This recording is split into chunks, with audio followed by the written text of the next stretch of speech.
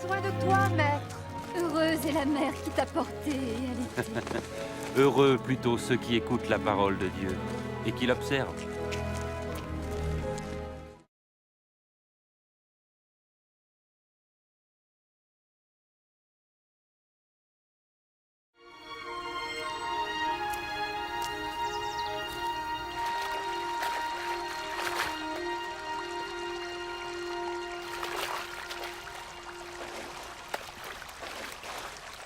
Apprends-nous à prier, comme Jean l'a appris à ses disciples. Quand vous priez, dites « Notre Père qui es aux cieux, que ton nom soit sanctifié, que ton règne vienne, que ta volonté soit faite sur la terre comme au ciel. Donne-nous chaque jour notre pain quotidien. Pardonne-nous nos offenses, comme nous pardonnons aussi à ceux qui nous ont offensés. Protège-nous contre la tentation et délivre-nous du mal. »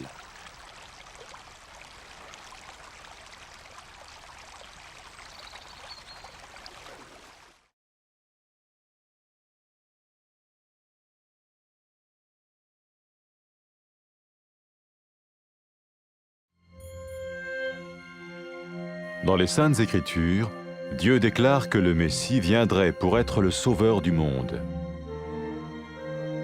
La vie de Jésus prouve qu'il est bien celui dont les prophètes avaient parlé. Ésaïe a prophétisé que la Vierge deviendrait enceinte et qu'elle enfanterait un fils. Des siècles plus tard, la naissance de Jésus accomplissait cette prophétie.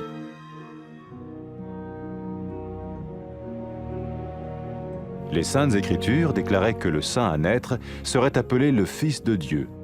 Cela signifiait que Jésus serait le Fils de Dieu au sens spirituel et non au sens physique. Nous le voyons par sa manière de vivre. Il a guéri des malades, il a pardonné leurs péchés, les a ramenés à Dieu et leur a promis une place dans le royaume éternel de Dieu. Il s'est offert lui-même en sacrifice pour le péché à leur place. Puis il est revenu à la vie, victorieux sur la mort selon le plan de Dieu. Jésus a dit « Personne ne me prend la vie, mais je la donne de ma propre volonté. » La vie de Jésus n'a pas seulement accompli les écrits des prophètes, mais elle a aussi confirmé la vérité de la sainte parole de Dieu. Les prophètes avaient écrit « Ta parole, ô mon Dieu, est parfaite, elle dure à toujours. » Jésus lui-même a dit « Le ciel et la terre disparaîtront, tandis que mes paroles ne disparaîtront jamais. » Jésus est venu pour nous donner la vie dans toute sa plénitude. Et quand l'homme a désobéi à Dieu dans le jardin d'Éden, il a choisi sa propre voie et ses actions l'ont séparé du Créateur.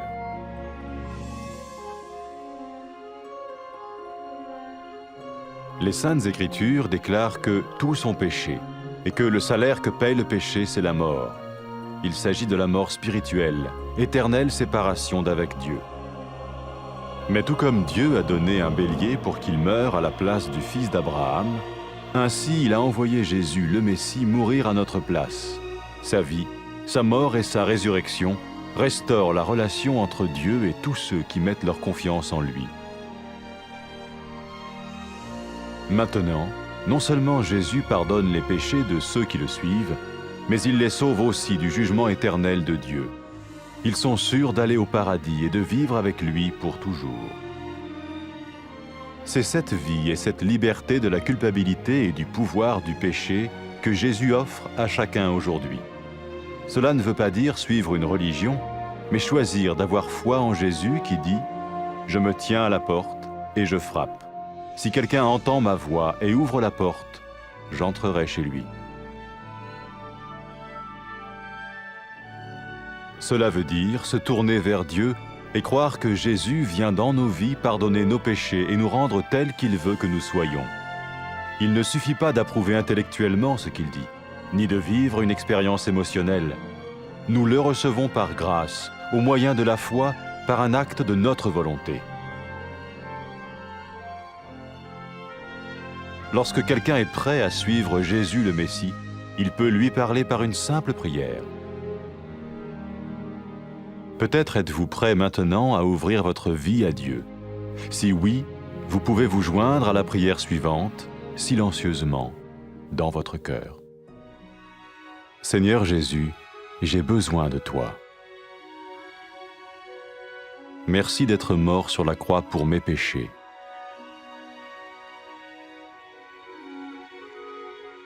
Je confesse mes péchés et je m'en repens.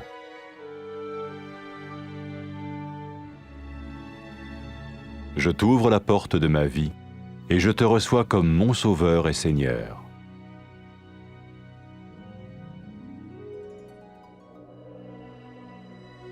Merci de me pardonner mes péchés et de me donner la vie éternelle.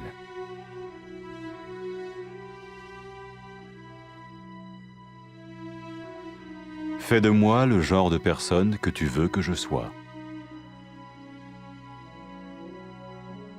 Maintenant que je deviens l'un de ceux qui te suivent.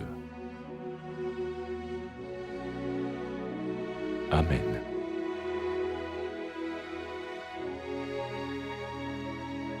Jésus a dit à propos de ses disciples, « Mes brebis écoutent ma voix, je les connais et elles me suivent. » Pour expérimenter la vie en abondance promise par Jésus, ceux qui le suivent parlent à Dieu chaque jour dans la prière et lisent ou écoutent sa parole. Ils parlent de lui à d'autres personnes et rencontrent régulièrement ceux qui l'aiment et le suivent. N'oubliez pas sa merveilleuse promesse.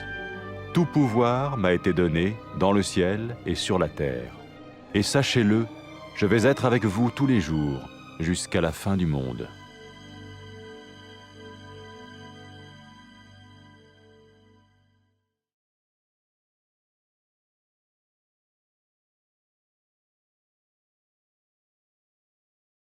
Uhitaji, Bwana. Heri mwanamke aliyekuzaa na kukunyonyesha.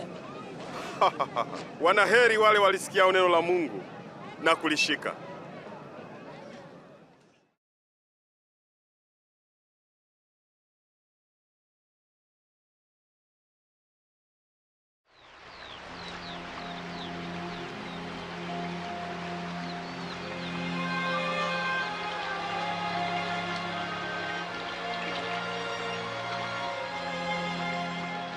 Tufundishe kusali kama Yohana alivyowafundisha wanafunzi wake. Msalipo semeni hivi: Baba yetu uliye mbinguni, jina lako litukuzwe. Ufalme wako uje, mapenzi yako yatimizwe hapa duniani kama huko mbinguni. Utupe siku kwa siku riziki yetu. Utusamehe dhambi zetu, kwa kuwa sisi nasi tunawasamehe wote waliotukosea.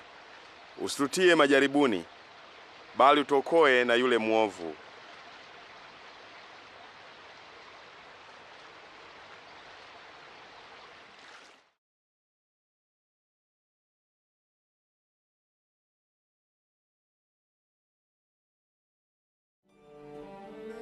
Zamani manabii waliandika katika maandiko kwamba Mungu angemtuma Masihi kuokoa wenye dhambi na kuwapatanisha naye. Maisha ya Yesu yanaonyesha wazi kwamba hakika huyu ndiye Mwokozi ambaye Mungu aliahidi kumtuma ulimwenguni. Nabii Isaya aliandika, bikira atachukua mimba na kuzaa mtoto mwanaume, na hivyo ikatokea. Mungu kwa uweza wake alisababisha Maria angali bado bikira kupata mimba na kuzaa mtoto Yesu. Imeandikwa katika maandiko, muujiza wa kuzaliwa kwake ulikuwa ni ishara ya Mungu kwamba mtoto huyu alikuwa ni Masihi ambaye Mungu alimuita mwanaye.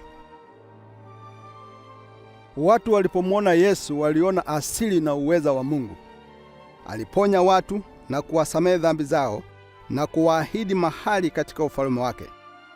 Yesu alitoa maisha yake na kupata mateso kwa ajili ya watu wote.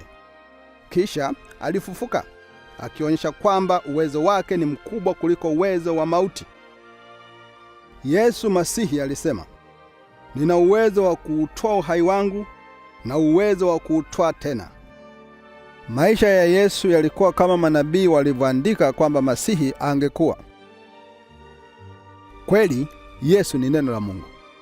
Katika Yesu Mungu anajionyesha mwenyewe kwa watu wa ulimwengu huu.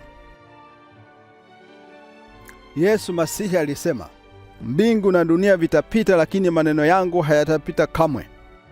Hapo mwanzo Mungu aliumba mwanaume na mwanamke ili kwamba wangeishi na furaha kwake, lakini hawakumwamini Mungu na kutii amri zake. Kitendo hiki cha aibu kiliwatenganisha wao na Mungu.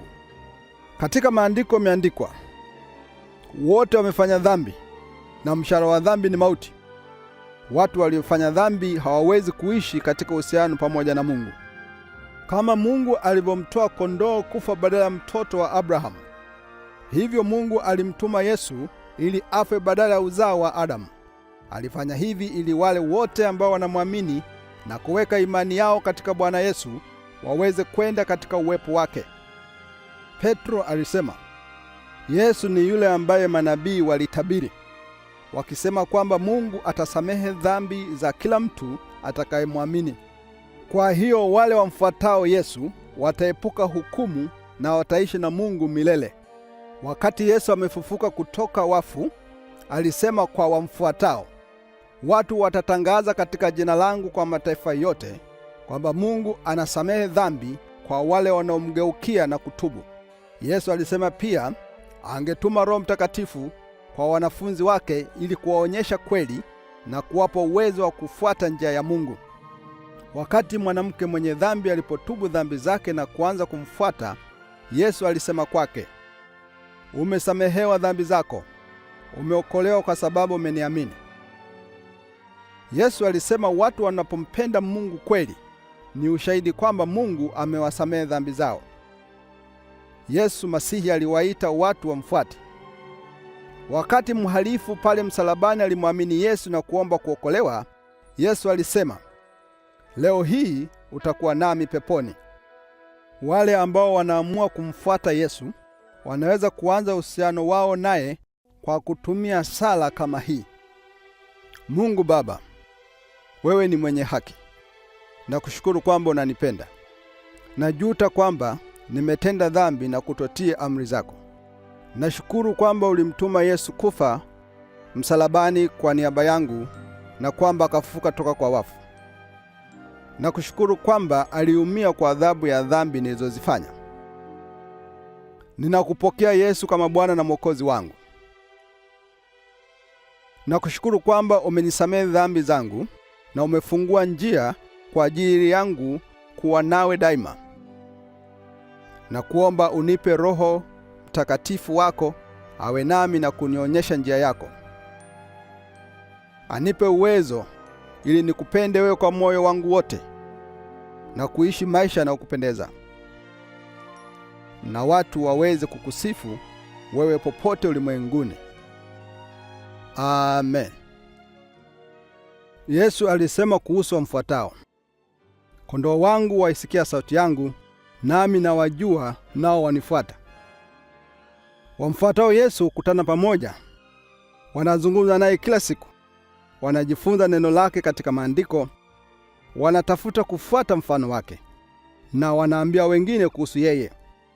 Yesu huwasaidia wao na kuwatia nguvu kupitia uwezo wa Roho wa Mungu ambaye anaishi ndani ya mioyo yao. Wanaweka mioyoni mwao yale Yesu aliyosema wakati akipanda juu kwenye kiti chake cha enzi mbinguni. Mungu amenipa mamlaka yote mbinguni na duniani.